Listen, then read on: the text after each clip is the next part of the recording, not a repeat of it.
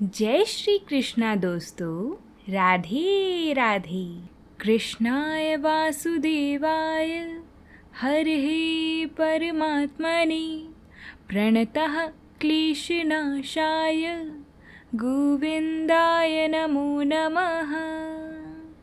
जगत स्वामी भगवान श्री कृष्ण की जय हो। आज हम सभी भक्तजन आषाढ़ मास के कृष्ण पक्ष में आने वाली योगिनी एकादशी की कथा सुनेंगे। योगिनी एकादशी का उपवास रखने से समस्त पापों का नाश हो जाता है। साथ ही इस लोक में भोगों को भोग कर परलोक में भी शांति मिलती है। आप सभी से मेरी प्रार्थना है कि यदि आप सभी एकादशी का व्रत करते हैं तो कथाओं को पूरा ज़रूर सुना करें, क्योंकि अगर कथा का श्रवण नहीं किया जाता तो व्रत को पूर्ण नहीं माना जाता। एकादशी का व्रत बहुत ही पुण्य फलदायी है।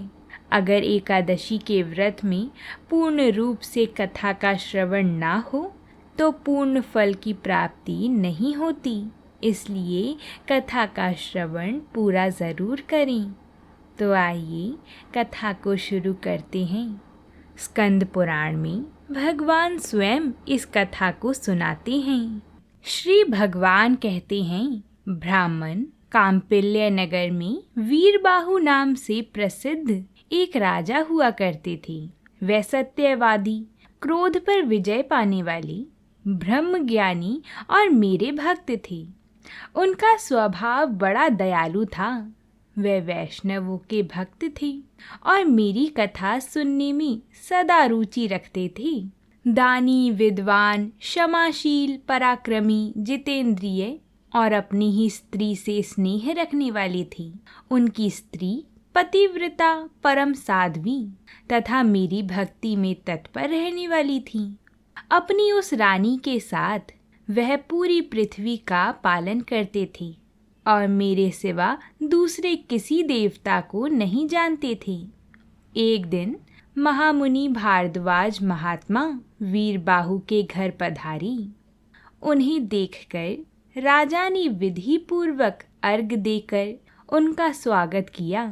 अपने ही हाथ से उनके लिए आसन बिछाया और बड़ी भक्ति से प्रणाम करके मुनि के आगे खड़े होकर कहा, हे महर्षि, आज मेरा जन्म सफल हो गया। परमात्मा भगवान विष्णु मुझ पर बहुत प्रसन्न हैं।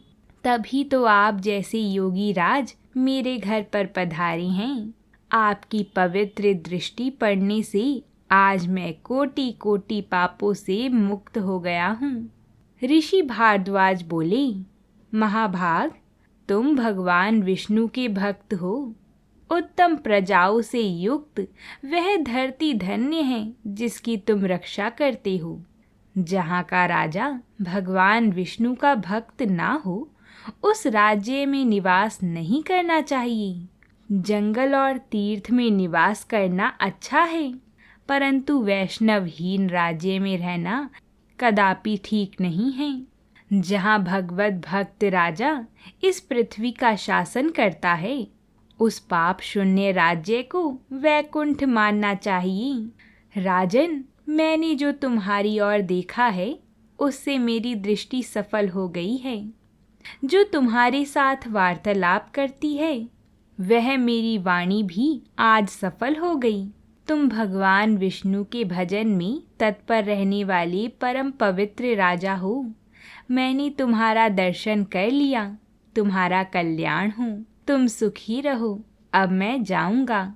इसी समय महारानी कांतिमती ने भी आकर मुनि श्रेष्ठ भारद्वाज को प्रणाम किया। तब मुनि ने उन्हें आशीर्वाद देते हुए कहा, सुंदरी, तुम सौभाग्यवती और पतिव्रता रहो। शुभे भगवान विष्णु में तुम्हारी अविचल भक्ति हो।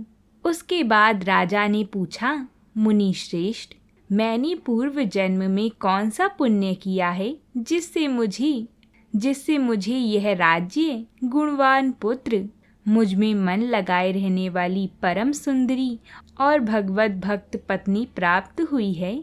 महामुनि, मैं कौन था और मेरी यह स्त्री कौन थी? महर्षि भारद्वाज ने कहा, राजन, तुम पूर्व जन्म में जीव हिंसा परायण शूद्र थे, नास्तिक, दुराचारी, पर स्त्रीगामी और सदाचार शून्य थी। परंतु तुम्हारी जो यह स्त्री है, यह पूर्व जन्म में भी तुम्हारी ही पत्नी थी। इसके लिए मन, वाणी और क्रिया द्वारा सेवन करने योग्य तुम्हारे सिवा दूसरा कोई नहीं था। यह पतिव्रता नारी निरंतर तुम्हारी ही सेवा में रहती थी। तुम पाप कर्मी थे, इसलिए मित्रों ने तुम्हारा साथ छोड़ दिया, भाई बंधुओं ने तुम्हें त्याग दिया। तुम्हारे पूर्वजों ने जो धन संचित कर रखा था वह सब नष्ट हो गया। धन नष्ट हो जाने पर भी तुम्हें भोग की अभिलाषा ज्यों की त्यों बनी रही। पूर्व कर्मों के परिणाम से तुम्हारी खेती भी चौपट हो गई। उस दशा में सबने तुम्हें छोड़ दिया, परंतु इस साध्वी स्त्री ने प्रतिदिन क्षीण काया होते हुए भी तुम्हें नहीं छोड़ा। सब ओर से विफल मनोरथ होकर तुम निर्जन वन में चले गई और वहाँ अनेक प्रकार के जीवों को मारकर अपना पोषण करने लगी। इस प्रकार रहते हुए तुम्हें बहुत वर्ष बीत गए। एक दिन की बात है, एक महामुनि राह भूलकर उधर आ निकले। वे श्रेष्ठ ब्राह्मण थे और उनका नाम देव शर्मा था। उन्हें दिशा का ज्ञान नहीं रहा, साथ ही वे भूख और प्यास से अत्यंत पीड़ित होकर दोपहर के समय वन में गिर पड़ी। उस दुख से पीड़ित होकर ब्राह्मण को देखकर तुम्हारे मन में दया आ गई। वे बूढ़े थे और तुम्हें जानते भी नहीं थे, तो भी तुमने उनका हाथ पकड़कर उठाया और कहा, हे महर्षि, आप कृपया करके मेरे आश्रम पर चलो। वहाँ जल से भरा हुआ सरोवर है जो कमलों के समुदाय से सदा सुशोभित रहता है।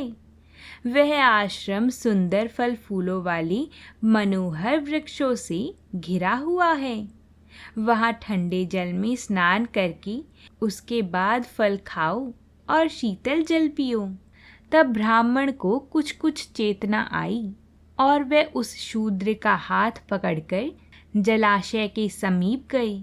वहाँ सरोवर के तट पर वृक्षों की छाया में बैठी, फिर विधि पूर्वक स्नान करके देवताओं और पितरों का तर्पण करने के पश्चात भगवान विष्णु की पूजा की और शीतल जल पिया। वृक्ष के नीचे आकर जब वे विश्राम करने लगी, तब उस शूद्र ने अपनी स्त्री के साथ आकर मुनि को साष्टांग प्रणाम किया और बड़ी भक्ति से कहा, महर्षि, आप हमारे अतिथि हैं और हम दोनों का उद्धार करने के लिए यहाँ पधारे हैं। आपके दर्शन मात्र से हमारे सब पापों का नाश हो गया है। यह कहकर उसने अपनी स्त्री से कहा, प्रिय, इन ब्राह्मण देवता के लिए तुम स्वादिष्ट, कोमल, सरस, पके हुए और प्रिय लगने वाली फल अर्पण करो।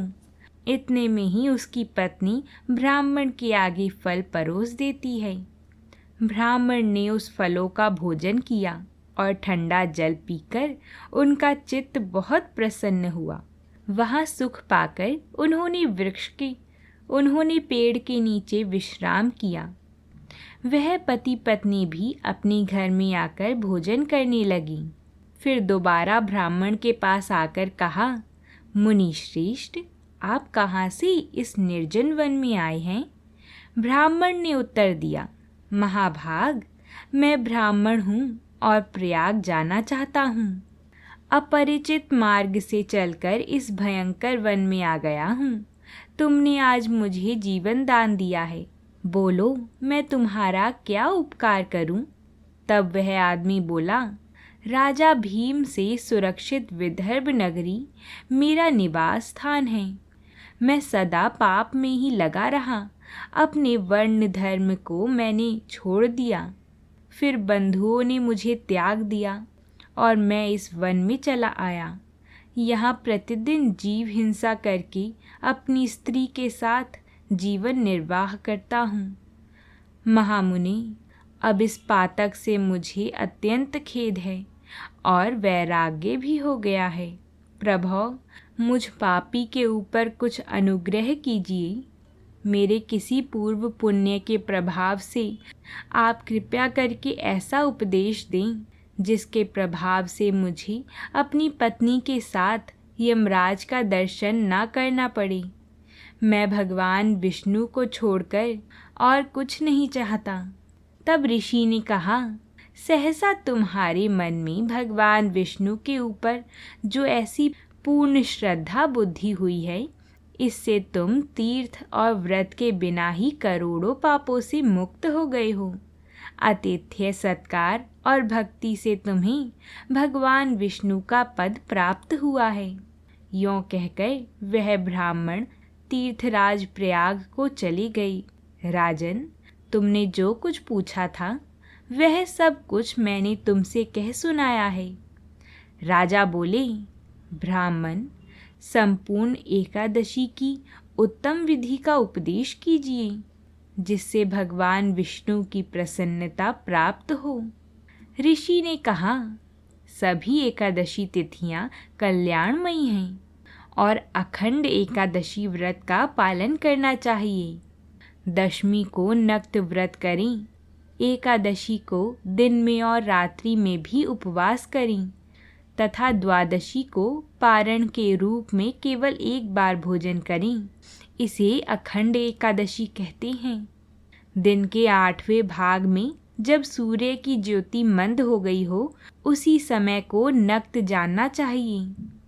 उसी में किए हुए भोजन को नक्त व्रत कहते हैं। रात्रि में भोजन करने का नाम नक्त व्रत नहीं है। कांसे के बर्तन में भोजन करना, उड़द, मसूर, चना, कोदो, साग, शहद, दूसरे का अन्न, दोबारा भोजन और मैथुन, इन 10 वस्तुओं को विष्णु भक्त मनुष्य दशमी को ही त्याग दे। जलपान, हिंसा, अपवित्रता, असत्य भाषण, पान चबाना, दातून करना, दिन में सोना, जुआ खेलना, रात में सोना और पतित मनुष्य से वार्तालाप करना, विष्णु भक्त पुरुष इन 11 बातों को एकादशी के दिन त्याग दें। एकादशी को भगवान से प्रार्थना करें कि हे केशव, आज आपकी प्रसन्नता के लिए मेरे द्वारा दिन और रात में संयम नियम का पालन हो। फिर द्वादशी आने पर भगवान से इस प्रकार प्रार्थना करें, हे भगवान गरुण ध्वज, आज सब पापों का नाश करने वाली पुण्यमयी पवित्र द्वादशी तिथि मेरे लिए प्राप्त हुई है। इसमें मैं पारण करूँगा, आप प्रसन्न हुइए। उसके बाद ब्राह्मणों को भोजन कराकर स्वयं भोजन करें। इस विधि से जब तक वर्ष की समाप्ति हो तब तक विद्वान पुरुष एकादशी व्रत करता रहे। वर्ष पूरा होने पर उसका उद्यापन करें। अपनी शक्ति के अनुसार व्रत का उद्यापन करना चाहिए। इस प्रकार अखंड एकादशी व्रत का वर्णन किया गया है। तो बोलिए भगवान श्री हरि की जय हो। अब हम सभी योगिनी एकादशी की कथा को शुरू करते हैं और अपनी एकादशी व्रत को पूरा करते हैं। बोलिए भगवान श्री हरि की जय हो।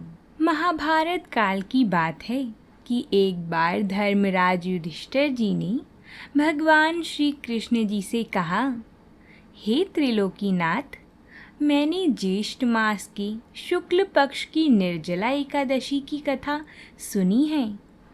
अब आप कृपया करके आषाढ़ मास के कृष्ण पक्ष की एकादशी की कथा सुनाइए। इस एकादशी का नाम और महात्म्य क्या है, सो अब आप मुझे विस्तार पूर्वक बताइए। इस पर भगवान श्री कृष्ण कहते हैं, हे पांडुपुत्र, आषाढ़ मास की कृष्ण पक्ष की एकादशी का नाम योगिनी एकादशी है। इसके व्रत से सभी पाप नष्ट हो जाते हैं। यह व्रत इस लोक में भोग तथा परलोक में मुक्ति देने वाला है। हे धर्मराज, यह एकादशी तीनों लोकों में प्रसिद्ध है। इसके व्रत से सभी पाप नष्ट हो जाते हैं। तुम्हें मैं ये कथा सुनाता हूँ, तुम ध्यान पूर्वक इसका श्रवण करना। कुबेर नाम का एक राजा अलकापुरी नाम की नगरी में राज्य करता था। वह शिव भक्त था। उनका हेममाली नामक एक यक्ष सेवक था जो पूजा के लिए फूल लाया करता था। हेममाली की एक बहुत ही सुंदर स्त्री थी।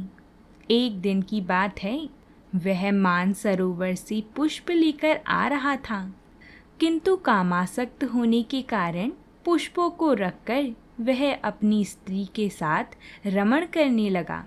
इस भोग विलास के कारण उसको समय का पता ही ना चला और ऐसे ही दोपहर हो गई। हेममाली की राह देखते देखते जब राजा कुबेर को दोपहर हो गई तो उसने क्रोधपूर्वक अपने सेवक को आज्ञा दी कि तुम लोग जाकर पता लगाओ कि हेममाली अभी तक पुष्प लेकर क्यों नहीं आया। जब सेवकों ने उसका पता लगा लिया तब राजा के पास जाकर उन्होंने हेममाली के बारे में बता दिया। महाराज, वह हेममाली अपनी स्त्री के साथ रमण कर रहा है। इस बात को सुनकर राजा कुबेर ने हेममाली को बुलाने की आज्ञा दी।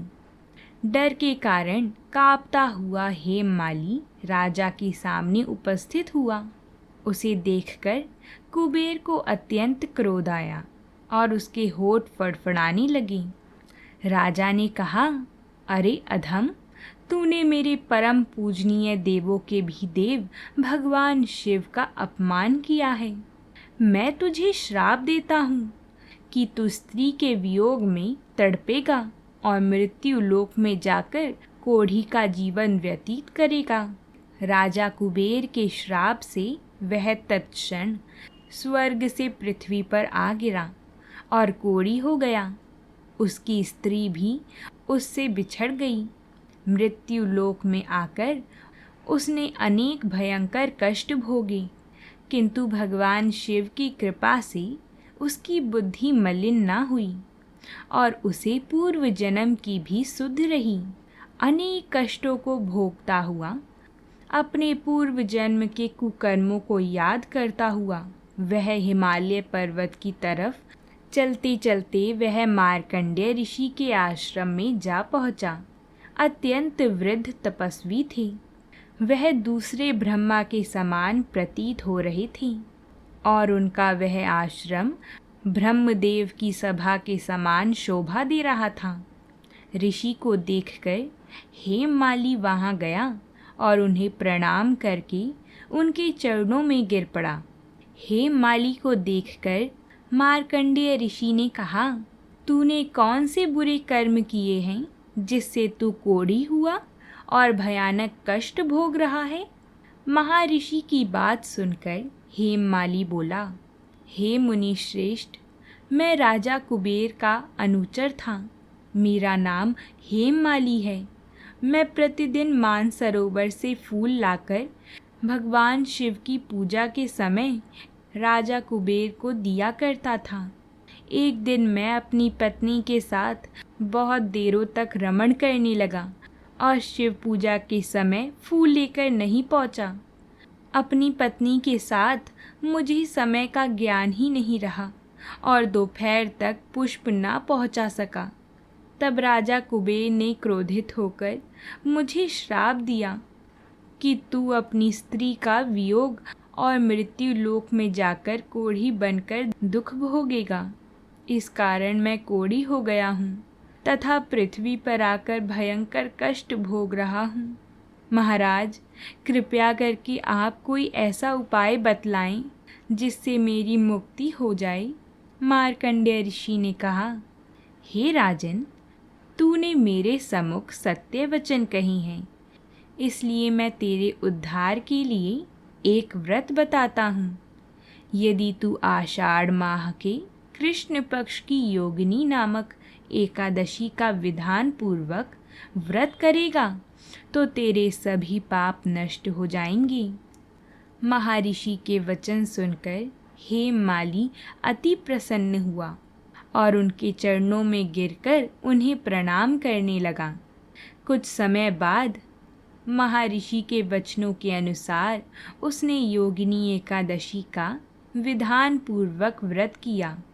इस व्रत को करके उसने भगवान को प्रसन्न कर अपने पुराने स्वरूप को प्राप्त किया और अपनी पत्नी के साथ सुखपूर्वक रहने लगा।